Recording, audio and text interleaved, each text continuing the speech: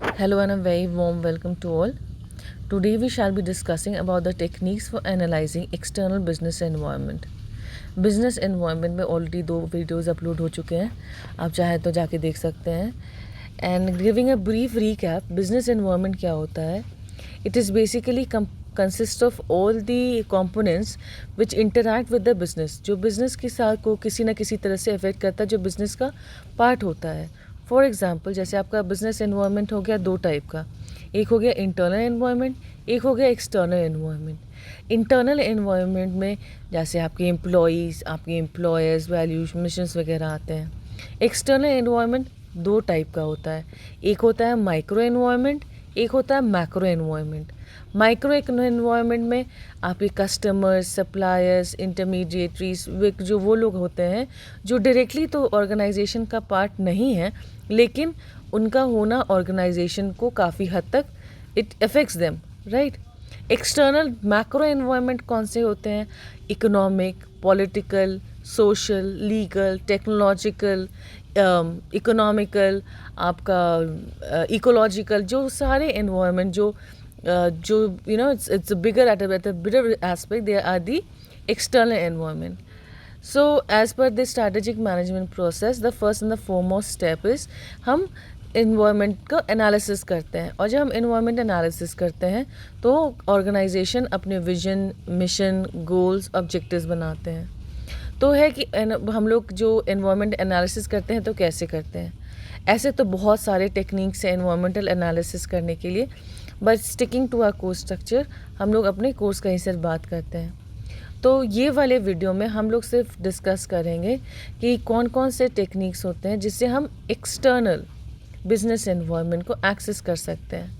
ये भी याद रखना, बताना पहले ज़रूरी है कि जब हम इंटरनल एनवायरनमेंट को एनालाइज करते हैं तो हमारे स्ट्रेंथ्स और वीकनेसेस के बारे में पता चलता है. जब हम एक्सटर्नल एनवायरनमेंट को एनालाइज करते हैं तो हमें बेसिकली पता चलता है कि बाहर क्या अपॉर्चुनिटीज़ उस ऑर्गेनाइजेशन के लिए है, या फिर थ्रेट्स कि बाहर कैसे को क्या क्या चीज़ें हैं जो एक थ्रेट के एस्पेक्ट में किसी ऑर्गेनाइजेशन को अफेक्ट कर सकती हैं. So the first and the foremost step that we discuss is constructing scenarios, जो environmental profile बना के हम लोग scenarios बनाते हैं. तो scenario planning, also called scenario thinking or scenario analysis, is a strategic planning method that some organizations use to make flexible long-term plans.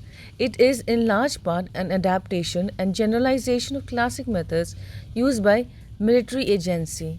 तो scenario planning क्या होता है कि ऐसा सोचें कि जैसे मिलिट्री वाले लोग होते हैं. Let me give another example. अगर आपने वो मूवी देखी है बाहुबली, राइट, तो बाहुबली वाला लोग क्या, जो बाहुबली वाली मूवी थी, तो उसमें जब वो जो दैट एनिमी वो दे के आ गए थे सीक्रेट्स मिलिट्री का, तो यहाँ पे एक बाहुबली एंड हिज ब्रदर वो प्लानिंग, वो पूरा स्ट्रैटेजी बैठ के प्लान आउट कर रहे थे. उन्होंने एक सिनेरियो बनाया था, एक स्ट्रैटेजी बनाई थी कैसे आगे करते हैं. जब हम सिनेरियो का बात करते हैं तो बेसिकली एक सीन बनाने का बात होता है, एक सीन इमेजिन करने का बात होता है, जो कोई ऑर्गेनाइजेशन बनाता है कि अपने आप को आज से मान लीजिए 15 साल बाद या 20 साल बाद अपने आप को कहाँ पे देखता है, राइट. तो मान लीजिए say some steel producing company, they say कि after 20 years we are going to be the biggest steel producing companies in India, right. अगर वो सबसे बड़े स्टील प्रोड्यूसिंग कंपनी बनना चाहते हैं इंडिया की, तो वो एक अपना सिनेरियो बनाते हैं.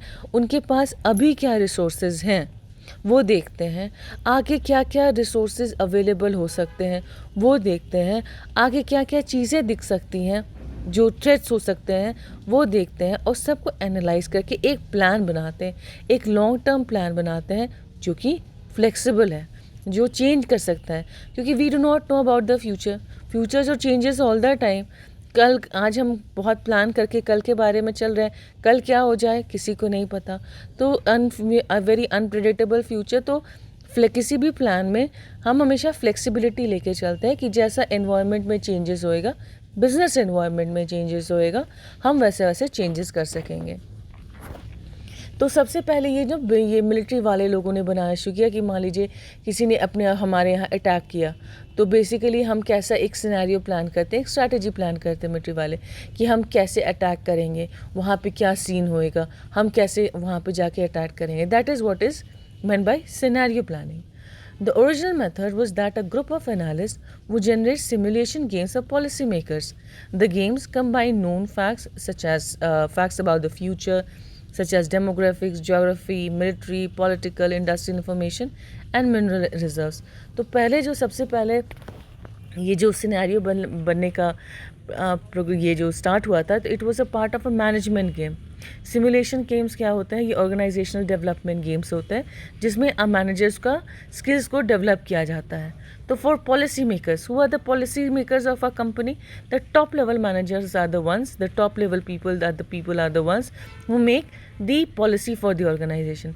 तो उन्हें ये गेम दिया जाता था, मतलब उनसे ये सिमुलेशन गेम्स कराया जाता था, मैनेजमेंट गेम्स कराया जाता था, जिन्हें फ्यूचर के बारे में क्या हो सकता है वो सोचना है, किसी एरिया के बारे में बताया जाता था, मिलिट्री पॉलिटिकल जो भी सिनेरियो दिया जाता था, और उन्हें बोला जाता था कि आप सीन कंस्ट्रक्ट करो कि आप कुछ दिन साल बाद कैसे दिखोगे, क्या करोगे. तो as per the initial process it started out as a management game, but right now तो it is very much implemented to for the external environment studies. Sometimes it's helpful to involve stakeholders in thinking laterally about your shared future 5, 10 or maybe 15 years from now. Scenario planning is a tool to help simulate new thinking and explore uncertainties. Instead of focusing on what you know, you invest time on what you don't know. Right? तो आप जो stakeholders, who are the stakeholders? Stakeholders are the one who in any way have any interest in the organization. As an employee भी आप stakeholders हैं, as government भी आप stake holders हैं organisation में, एज अ कस्टमर भी stake holder है organisation में. तो बहुत बार होता है कि जब हम सिनेरियो प्लानिंग करते हैं तो अपने सारे स्टेक होल्डर्स को कंसिडर करते हैं, और जो ये प्लान बनाते हैं वो से 5 ईयर्स के लिए कि आपने आपका एक सीन बनाओ कि 5 साल बाद आप कहाँ देखते हो, कोई चीज़ को कैसे करना चाहते हैं, 5 साल 10 साल कभी कभी 15 साल इसमें भी लगता है, मतलब वो बाहर का सोच सकते हो, उतना दूर का सोच सकते हैं. ये बेसिकली है कि जब हम मेरे पास आज कोई प्रॉब्लम आया है तो हम उसका सल्यूशन निकालने की कोशिश करेंगे, लेकिन ये जो तरीका है जो सिनेरियो प्लानिंग का है वो बेसिकली ट्राई करते हैं कि टॉप मैनेजर जो पॉलिसी मेकर्स हैं हमारे, वो कुछ नया सोचें, वो फ्यूचर के अनसर्टेनिटीज़ को ध्यान दें. इफ़ दे आर सीइंग कि कोई पॉलिटिकल सिनेरियो कुछ ऐसा चल रहा है, तो ये प्रेडिक्ट करना कि 10 साल बाद कैसा रहेगा, 5 साल बाद कैसा रहेगा, टेक्नोलॉजी कैसा डेवलप करेगा, उस हिसाब से जाएगा. तो instead of focusing on what you know कि आप क्या जानते हैं, basically they try to invest on what you don't know, that is your future. Scenario planning is used to help assess uncertainties in your external environment before you begin to open up choices for the future. तो scenario planning क्या है कि वो basically help कर रहे हैं कि हमने अनसर्टेनिटीज़ कहाँ हैं. सर्टेनिटीज़ वो होते हैं जो आप ये सर्टेन, आज जो हो रहा है आई एम सर्टेन, जो पास्ट में हो चुका है दैट इज़ सर्टेन, वो तो द फिक्स है ही.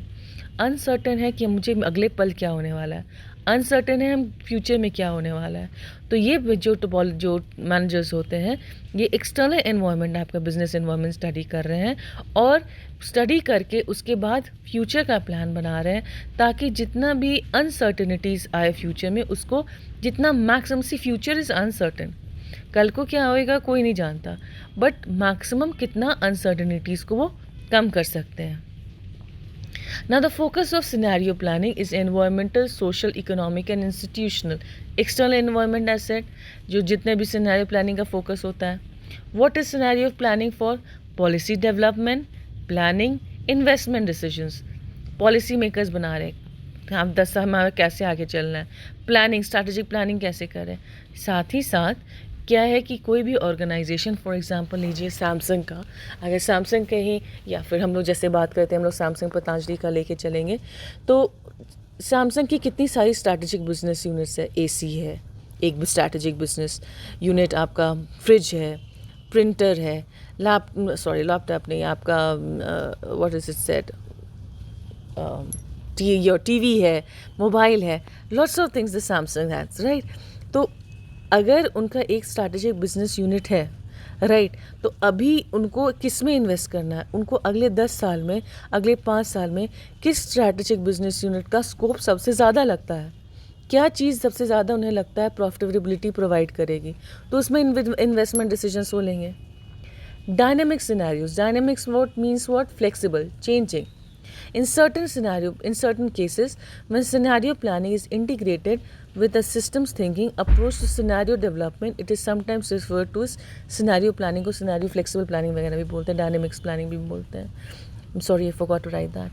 तो क्या होता है कि सिनेरियो प्लानिंग जो होता है ये इंटीग्रेट हो जाता है कि आप कैसे डेवलपमेंट कर रहे हैं. सिनेरियो प्लानिंग में involve aspects of systems thinking, specifically the recognition that many factors may combine in complex ways to create sometimes surprising futures. तो क्या हो रहा है, जब आप पूरा अच्छे से स्टडी कर रहे हैं, सब चीज़ देख रहे हैं, पॉलिटिकली देख रहे हैं, देखिए पॉलिटिकल भी एक नज़रिया हो गया, टेक्नोलॉजी भी एक नज़रिया हो गया. एक ज़माना ऐसा था कि एक समय ऐसा था कि इंडिया में ही Hyderabad what is as a speak, क्योंकि द पॉलिटिकल पार्टी वो at that point of time was like they were all into IT sector, और वो आईटी का हब बन चुका था. धीरे धीरे बाद में बैंगलोर वगैरह डेवलप होते चले गए.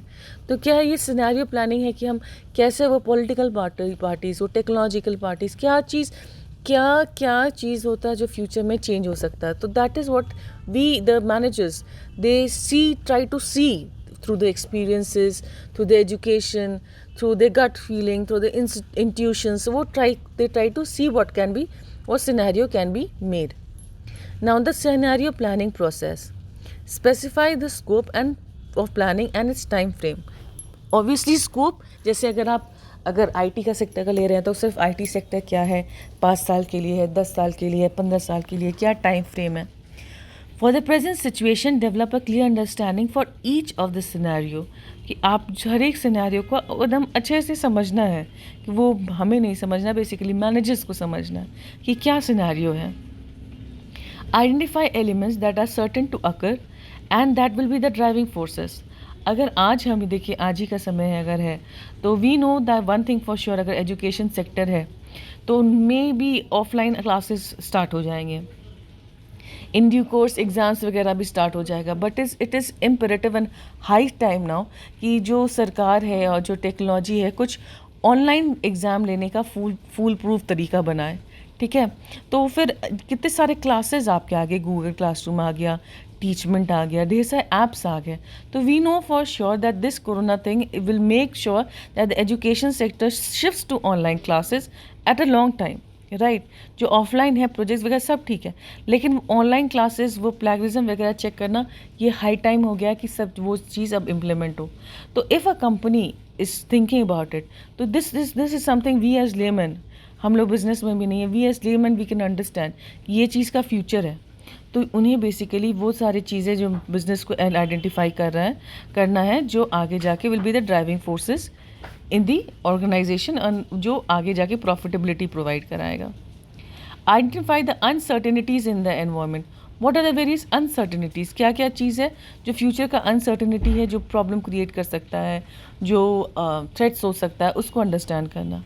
Identify the more important drivers meaning क्या चीज़ है जो हमारे ऑर्गेनाइजेशन को, हम अगर कोई चीज़ का अगर सिनेरियो प्लान कर रहे हैं, हमारे ऑर्गेनाइजेशन में इन लॉन्ग टर्म प्रॉफिट बहुत ज़्यादा रहेगा.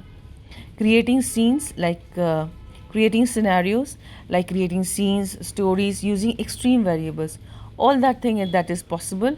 हम लोग एक सिनेरियो बनाते हैं and quantify the impact of each scenario on the firm and formulate appropriate strategies. अब जो अलग अलग सिनेरियो वो बना रहे हैं उनको वो लोग मेजर करने की कोशिश करेंगे कि मेरे को लगता है कि अगर हम आज से ये अगर ऐसा कुछ करेंगे, यहाँ करेंगे तो इतना हमारा प्रॉफिट होना चाहिए.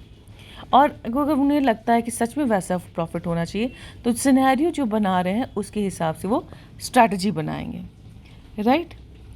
Now, what are the various benefits of scenario planning? Managers are forced to break out of their standard worldview and overlooking certain uncertainties in general forecast. अब मैनेजर्स का डेली का आपका जो काम से है उससे हट के उन्हें बेसिकली एक्सटर्नल एनवायरनमेंट पर प्रॉपर्ली स्टडी करना है। स्टडी करने के बाद उन्हें देखना है क्या हमारे क्या क्या अपॉर्चुनिटीज़ आगे अवेलेबल हो सकते हैं, क्या क्या थ्रेट्स अवेलेबल हो सकते हैं, और जनरली फोरकास्ट क्या चीज़ अच्छा रहेगा ऑर्गेनाइजेशन के लिए वो असेस करने की कोशिश करते हैं।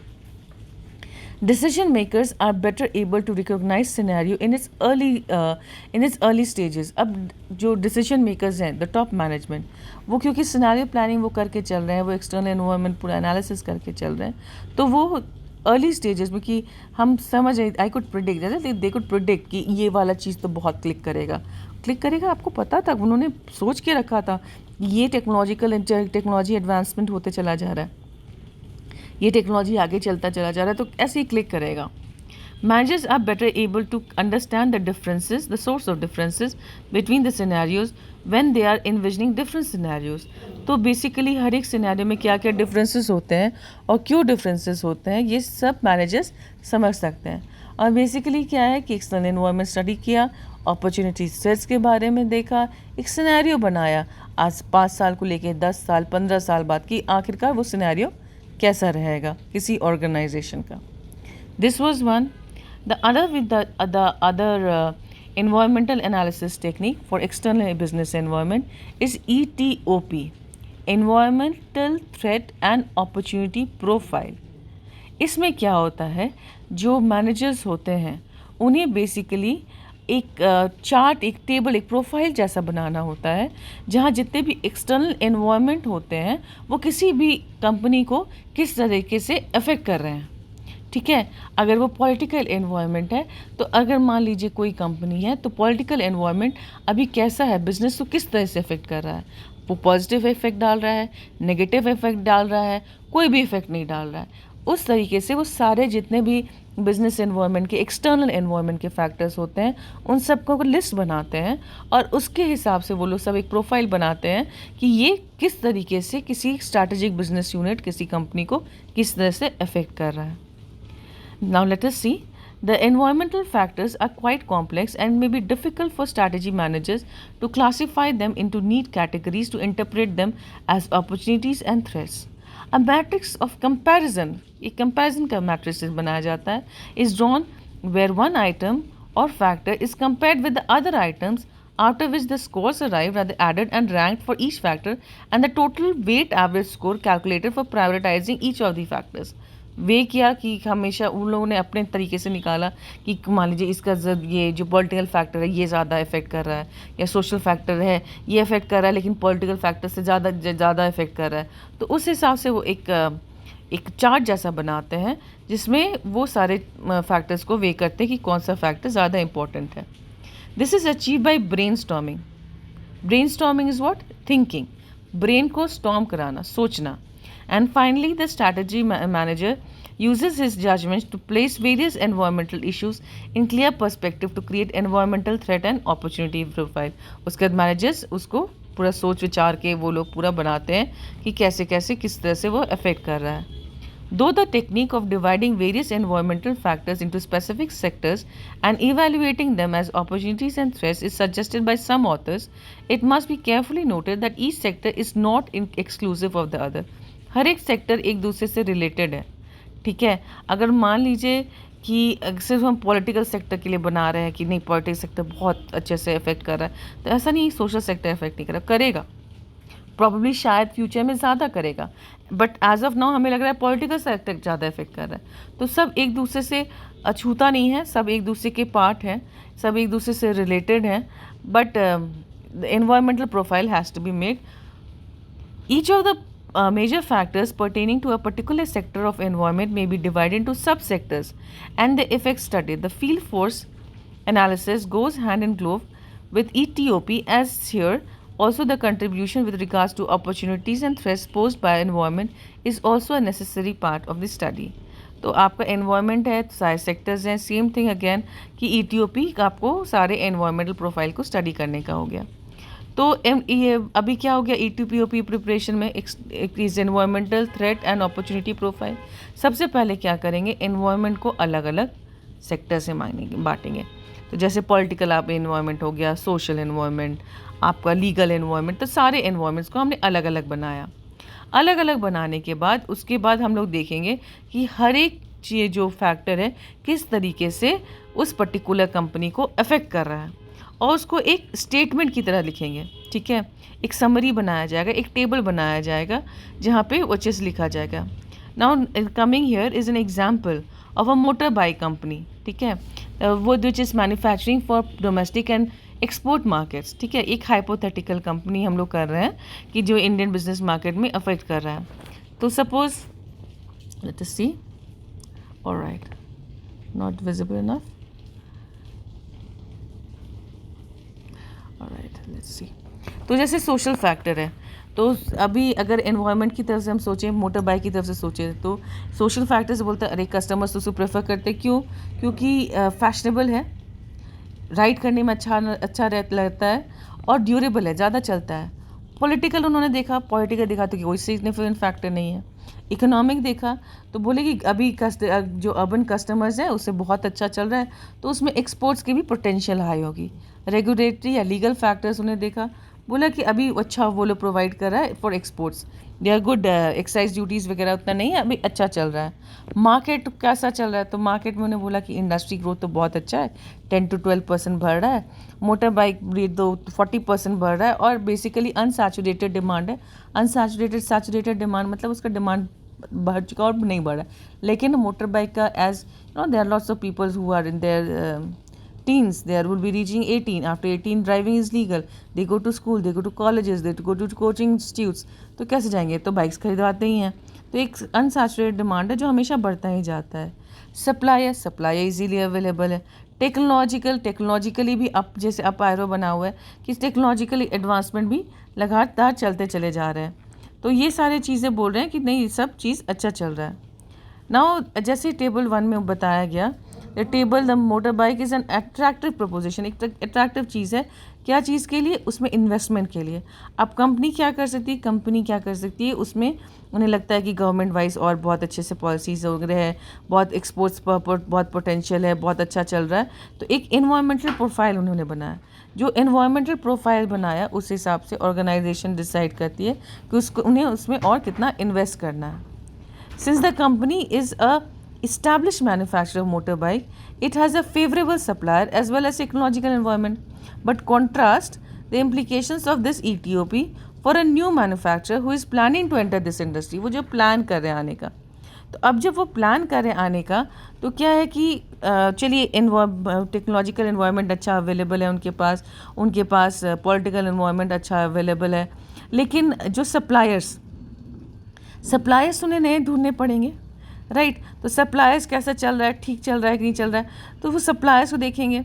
तो ये सब चीज़ें जब हो जाती हैं तो वो लोग देखते हैं कि इस हिसाब से ETOP कैसा चल रहा है, क्या अपॉर्चुनिटीज़ है कि बहुत अच्छा ग्रोथ पर्सन है, 40% ग्रोथ चल रहा है, लेकिन प्रोफाइल ये थ्रेट में रहेगा कि चलो और कंपनीज़ हैं जो आ सकती हैं।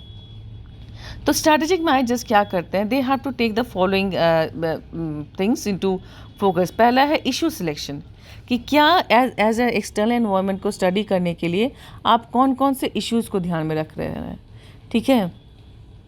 सम of this very important issues में be those related to market share, competitive pricing, customer preferences, technological कैसे चेंजेस हो रहे हैं, इकोनॉमिक पॉलिसीज़ क्या है, क्या कॉम्पिटिटिव ट्रेंड्स चल रहा है मार्केट में।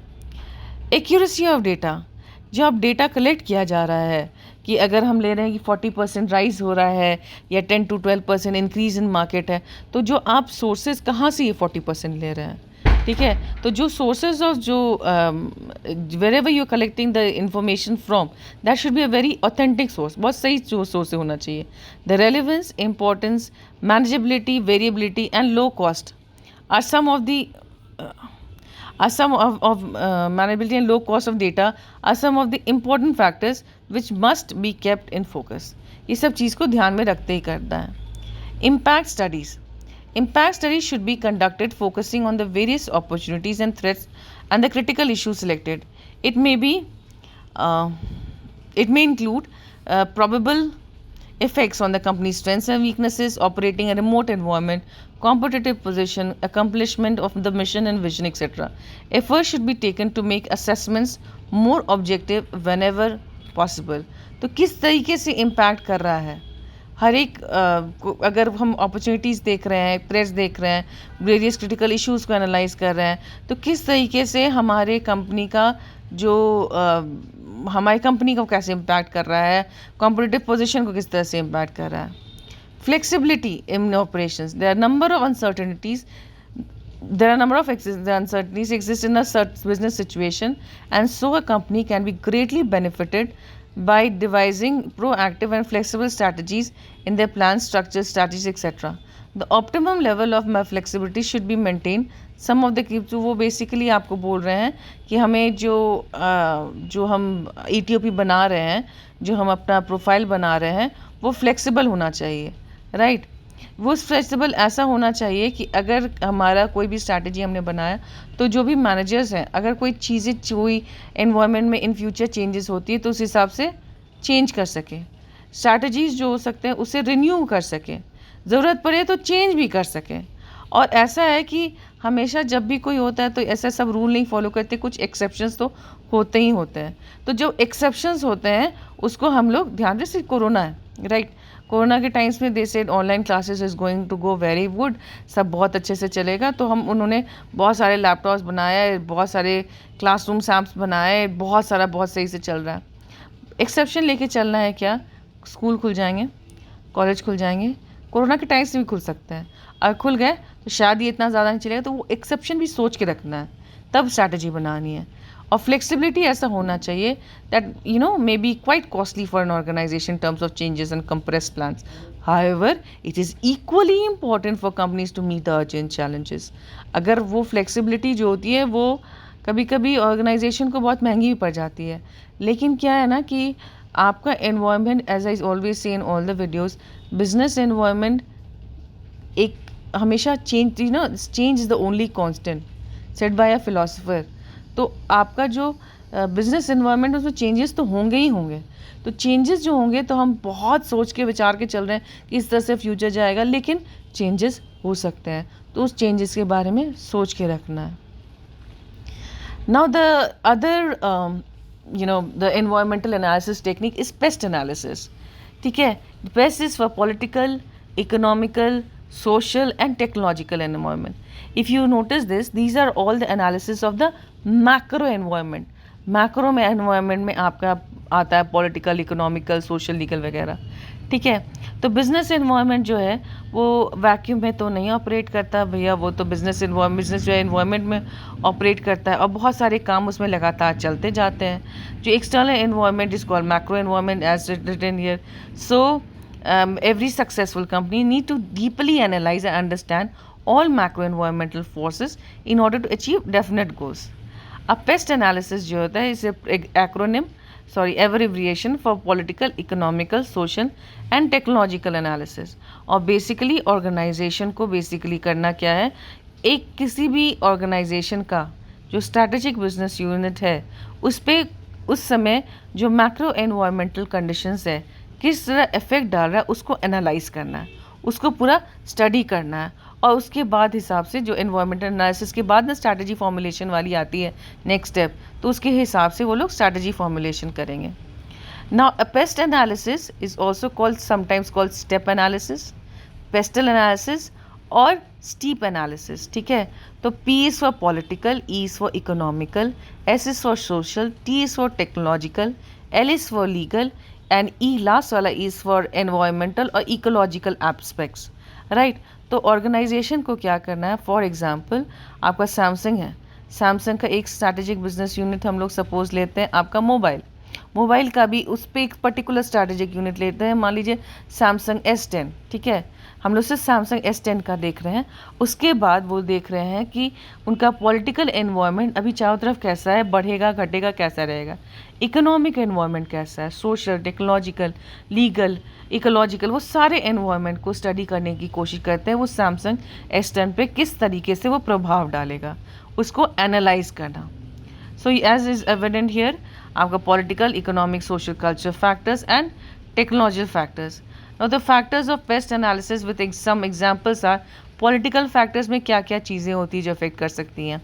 तो आपका कस्टमर प्रोटेक्शन लॉज है, एम्प्लॉयमेंट लॉज है, रेगुलेशंस है, कंपटीशन रेगुलेशंस है, एनवायरमेंटल रेगुलेशंस है, गवर्नमेंट टैक्सेस है। सी फॉर एग्जांपल यहाँ पे एग्जांपल दिया हुआ है कि मान लीजिए फ्लोर टाइल्स है for ceramic industry can have two type, it will be positive to the local import duty of floor tiles की। अब उन्होंने जो इम्पोर्ट ड्यूटी हम कहीं से मंगवा रहे हैं, राइट, तो उनका जो ड्यूटी जो है उसको कम कर दिया, ठीक है, कम कर दिया। अब क्या होगा, अब जब लोकल मार्क हम जब ख़रीदने के लिए जाएंगे तो हमें तो दिखेगा अच्छा विदेशी चीज़ें भी तो बहुत अच्छे दाम, बहुत कम दाम पे मिल रही हैं, क्योंकि बिकॉज एक्साइज ड्यूटीज़ वगैरह ऐड हो जाते हैं तो दाम बढ़ जाता है, कॉस्ट बढ़ जाता है, तो हमें तो बहुत इम्पोर्टेड टाइल्स बहुत सस्ते दाम में मिल रही है, तो हम तो खरीद सकते हैं एज लोकल कस्टमर्स। तो लोकल मार्केट्स जो होता है, जो यहाँ का लोकल मार्केट्स, जो इंडियन मार्केट्स है, उसको इफेक्ट करेगा। So some of the major political examples of political factors are कैसा टैक्सेशन पॉलिसी है, एम्प्लॉयमेंट लॉज कैसा है, टैरिफ्स एंड ट्रेड रिस्ट्रिक्शंस कैसे चल रहे हैं, पॉलिटिकल स्टेबिलिटी और इंस्टेबिलिटी कैसा चल रहा है, एनवायरमेंटल लॉज क्या क्या है। Now economic factors are what is the purchasing power, जो हम एज अ कस्टमर हमारी क्या परचेजिंग पावर है, कैसी इकोनॉमी चल रही है। अभी इकोनॉमी में इन जनरल गरीबी है, इन जनरल अमीरी है, जीडीपी हाई है या लो है, ठीक है, तो इससे ये बहुत इफ़ेक्ट करता है कि अगर किसी चीज़ में इन्वेस्ट करने का तो बहुत इफ़ेक्ट करता है, right. For example, an unstable bank interest rate in a particular country affects the stability of the cost of the production. Some economic factors आपका आता है economic growth trends and patterns, government expenditure levels, आपके disposable income is your actual income that you get minus your taxes. तो disposable जिसे हम खर्च कर सकते हैं, तो आपके हाथ में कितने पैसे बचते हैं टैक्सेस देने के बाद जिसे आप खरीद सकते हैं। अनएम्प्लॉयमेंट रेट कैसा है, इंटरेस्ट रेट क्या है, एक्सचेंज रेट क्या है, इन्फ्लेशन रेट क्या क्या है, कैसा है। Now the social factors. So even if you have some best of the money in your hand, no, but some people are they are like कि नहीं इस हमारे फैमिली में ऐसा नहीं होता है, या हमारी सोसाइटी में ऐसा नहीं होता है, we don't wear that, we don't wear this, और वी डोंट बाई दिस और वी डोंट बाई दैट। तो जो बेसिकली जैसे जैसे आपके स्टैंडर्ड ऑफ लिविंग बढ़ते हैं, बेसिक फैशन बढ़ता है, जैसे जैसे हम अलग अलग जगह पे जाते हैं, the sense of dressing, India is a vast is country, तो हर एक जगह का आप लोग स्कूल्स वगैरह में पढ़े होंगे, ज्योग्राफी में आपके आया, सोशल स्टडीज़ में आपके, कि आप हर एक जगह का, चाहे वो आपका हिमाचल प्रदेश हो, जम्मू कश्मीर हो, बिहार हो, झारखंड हो, आपका साउथ इंडिया हो, ईस्ट इंडिया हो, नॉर्थ इंडिया हो, हर एक जगह का अलग अलग फैशन सेंस होता है, फैशन ट्रेंड्स होते हैं, लीजर एक्टिविटीज़ सबके अलग अलग होते हैं। कुछ टीवी देखना ज़्यादा पसंद करते हैं, कुछ मूवी हॉल्स जाना ज़्यादा पसंद करते हैं, कुछ लोग पार्क्स में ज़्यादा घूमना पसंद करते हैं, कुछ लोग घर में रहना पसंद करते हैं। तो आप किस तरीके से अपना पैसा इन्वेस्ट करना चाहते हैं, लाइक, तो वो potential market they try to study. Some of the elements are like health consciousness, age distribution, population growth, education, career attitude, emphasis on safety. Technological factors. अब टेक्नोलॉजी फैक्टर्स लास्ट है for personal analysis का, और these factors lower the barriers to entry, influence the companies outsourcing decision and reduce minimum efficient production. जितना technology advancement होएगा उतना ज़्यादा जो company है वो अपना काम कर सकेंगी, जितना ज़्यादा टेक्नोलॉजी वो अपनाएंगी, इफ़ जैसे हम सैमसंग मोबाइल ही अगर यूज़ कर रहे हैं, तो imagine this Samsung mobile that you are using. Phone हमने सैमसंग का यूज़ किया, हमने सिम एयरटेल BSNL का डाला, हमारा जो ये जो PDF हम लोग माइक्रोसॉफ्ट ऑफिस से खोल रहे हैं, how many companies are there which are integrating to form one part, right. तो अलग अलग चीज़, जितने भी टेक्नोलॉजिकल एडवांसमेंट जिस तरह जाते जाएंगे उस तरह से प्रोडक्शन लेवल भी बढ़ता चला जाएगा। एग्जाम्पल कुछ टेक्नोलॉजिकल फैक्टर्स हैं कि क्या नए इन्वेंशंस हो रहे हैं, डिस्कवरीज हो रहे हैं, क्या रिसर्च एंड डेवलपमेंट एक्टिविटीज़ हो रहे हैं, ऑटोमेशन एक्टिविटीज़ क्या हो रहे हैं, टेक्नोलॉजिकल इंसेंटिव्स क्या क्या मिल रहे हैं, रेट ऑफ टेक्नोलॉजिकल चेंज किस तरीके से वो बढ़ता चला जा रहा है।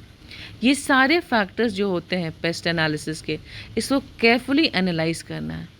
थॉरली एनालाइज करना है, ताकि एक कंपनी अपने एक्सटर्नल एनालिसिस जो फैक्टर्स हैं उनको प्रॉपरली और अच्छे से स्टडी कर सके। एंड एक्सटर्नल एनवायरनमेंट एनालिसिस हमें क्या पता चलता है, हमारे अपॉर्चुनिटीज़ और हमारे थ्रेट्स।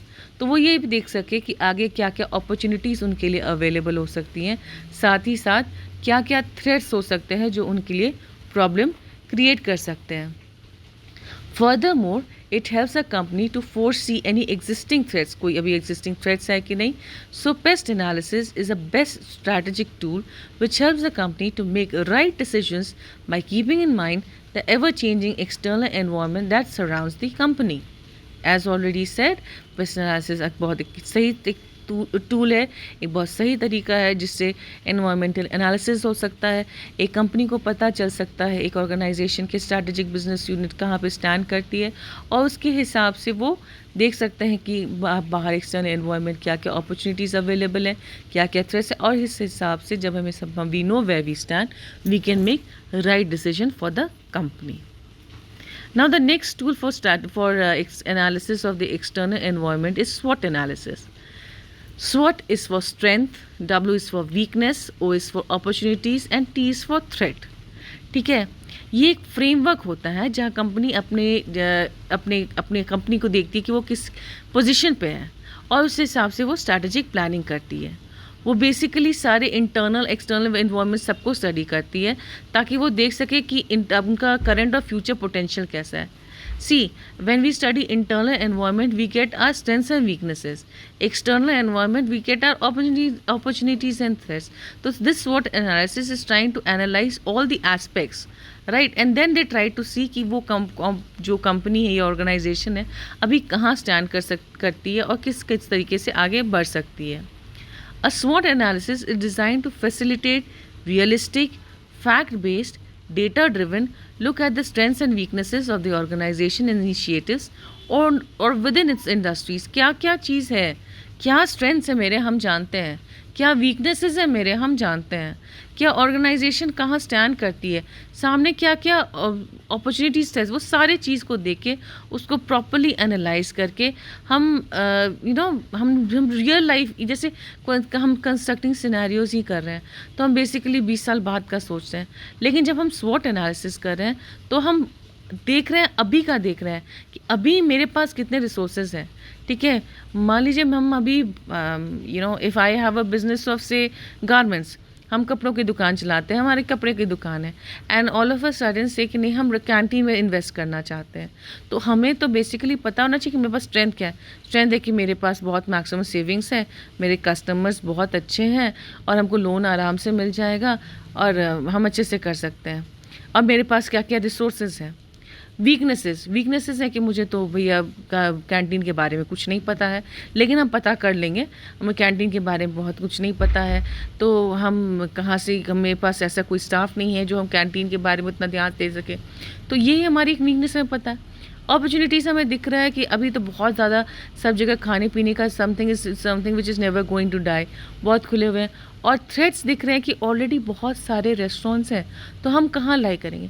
तो हम बेसिकली जब हम स्वॉट एनालिसिस करते हैं तो हम धरातल पे बहुत रियलिस्टिक व्यू प्रोवाइड करने की कोशिश करते हैं कि कंपनी कहाँ है, क्या रिसोर्सेज हैं, कैसे आगे बढ़ सकते हैं, क्या कर सकते हैं. Right. Now, SWOT analysis is a strategic planning technique that provides assessment tools. Because we are doing assessment, क्या मतलब, assessment मतलब होता है what assessment, जिस पता करना कि क्या assess करना, कोई चीज़ को analyze करना. तो identifying core strengths, weaknesses, opportunities and threats जो आपका fact based है, राइट. और उसको आपका जो रिसोर्स मेरे पास अवेलेबल, जो स्ट्रेंथ्स वीकनेस मेरे पास हैं, अपॉर्चुनिटीज़ जो है वो हमें सामने दिख रहे हैं, दोनों को मिला के देखें कि हम आगे बढ़ सकते हैं कि नहीं बढ़ सकते हैं. That is what is SWOT analysis. It works best when diverse groups or voices within the organization are free to provide realistic data points rather than prescribed messaging. वो हर एक जन अपने ऑर्गेनाइजेशन में जो भी एनालाइज करके वो लोग अपना रियलिस्टिक व्यू पे they try to provide a analysis there. How do a SWOT analysis work, कैसे काम करता है. तो सबसे पहले ये एक टेक्निक है for assessing the performance, competition, risk and potential of a business as well as part of a business which such as product line or division and industry or other entity. Usually, excuse me. तो normally स्वॉट analysis में क्या होता है कि आपने internal external data जो होते हैं वो इंटरनल एक्सटर्नल डेटा को प्रॉपर्ली स्टडी करते हैं. Internal external data properly study करने के बाद they can guide you towards making more successful decisions. अब इंडिपेंडेंट स्वॉट एनालिसिस होते हैं, राइट. सो इंडिपेंडेंट स्वॉट एनालिस्ट इन्वेस्टर्स और competitors can also guide them on whether a company, product line और industry might be strong or weak and why. हम strong हैं, क्या मेरी strength है, क्यों. हमारी weaknesses हैं, क्यों. opportunities कुछ दिखाई दे रहे, क्यों. आपके कुछ threats दिखाई दे रहे, क्यों. right, वो आपका analyze कर सकते हैं. एनालिसिस जो होते हैं वो SWOT एनालिसिस करके आपको 4 quadrants में आपको एक में स्ट्रेंथ, एक में वीकनेस, एक में अपॉर्चुनिटीज़, एक में थ्रेट्स अलग अलग करके वो लिख के दिखाते हैं. और उसके बाद जो कंपनी के जो मैनेजर्स होते हैं वो उसको थॉरली स्टडी कर सकते हैं. हो सकता है कभी कभी जो स्ट्रेंथ है वो आपके वीकनेस को ओवर पावर कर रहा है, ओवर शैडो कर रहा है, या कोई इंपॉर्टेंस का ही नहीं है, ये मैनेजर्स डिसाइड करते हैं. लेकिन क्या क्या एक्चुअली है, क्या क्या थ्रेट्स वगैरह हो सकते हैं, ये सारे वो लोग देखते हैं. SWOT analysis was first used to analyze businesses. Now it is often used by governments, non-profits and individuals, including investors and entrepreneurs. तो SWOT analysis तो हम भी कर सकते हैं एज ए लेमन, कि हमें पता है कि हमारे क्या स्ट्रेंथ है, क्या वीकनेसेस हैं, हमें कैसे आगे जाना है, क्या करना है, राइट. तो स्ट्रेंथ्स क्या होता है, स्ट्रेंथ्स क्या होता है कि आप किस तरीके से अपने बाकी लोगों से बेहतर हैं, अपने कंपटीशन से बेहतर हैं, कि आपका कैसा स्ट्रॉन्ग ब्रांड है, लॉयल कस्टमर बेस है, बैलेंस शीट अच्छा है, यूनिक टेक्नोलॉजी आप यूज़ कर रहे हैं. ये सारी चीज़ें जो आपकी स्ट्रेंथ बनाती हैं. वीकनेसेस क्या होते हैं, वीकनेसेस वो चीज़ होते हैं ऑब्वियसली वी नो दैट जो हमें हमारे मैक्सिमम लेवल पे काम नहीं करने देती, मैक्सिमम प्रॉफिटेबिलिटी हमें नहीं प्रोवाइड करने देती. For example a weaker brand और higher than average turnover, high levels of डेप्ट, इनएडिक्वेट सप्लाई चेन, या हमारे पास कैपिटल की कमी है. अपॉर्चुनिटीज़ जो आपको सामने दिखाई दे रहे हैं वो एक्सटर्नल फैक्टर्स जो आपको कॉम्पिटिटिव एडवांटेज प्रोवाइड कर सकें. थ्रेट्स वो सारे जो हमारे ऑर्गेनाइजेशन को किसी न किसी तरह से हार्म प्रोवाइड कर सके, राइट. तो ये एक आपकी SWOT टेबल बनती है. Let me see if I can do this, right. ये SWOT टेबल बनता है जिसमें आपके स्ट्रेंथ्स, आपके weaknesses, threats and opportunities. So right, this question mark is not there. It is what is a competitive strength. That is one part कि आपका competitive strength क्या है, आपके क्या क्या रिसोर्सेज हैं.